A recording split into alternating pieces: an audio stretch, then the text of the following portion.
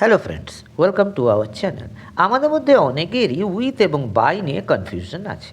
With মানে দিয়ে, আবার বাই মানেও দিয়ে। তাই এই কনফিউশন। আজকের ভিডিওতে আমরা এই কনফিউশনটি দূর করার চেষ্টা করব।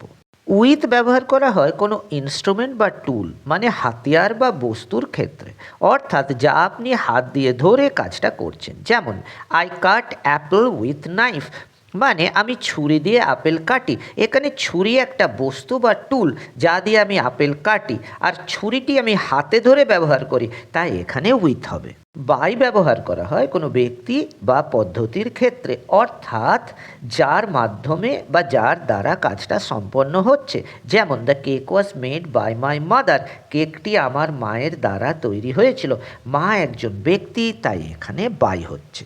মনে রাখবেন, যাতায়াতের ক্ষেত্রে যেমন বাস, ট্রেন, কার, আমরা সবসময় বাই ব্যবহার করি। যেমন I go to office by car. কিন্তু যদি পায়ে হেঁটে যাওয়ার কথা বলেন, তবে অন ফুট হবে।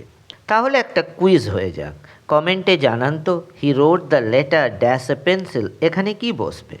ভিডিওটি ভালো লাগলে শেয়ার করুন, আর এমন আরও টিপস পেতে আমাদের চ্যানেলটি সাবস্ক্রাইব করুন। দেখা হচ্ছে পরের ভিডিওতে। বাই।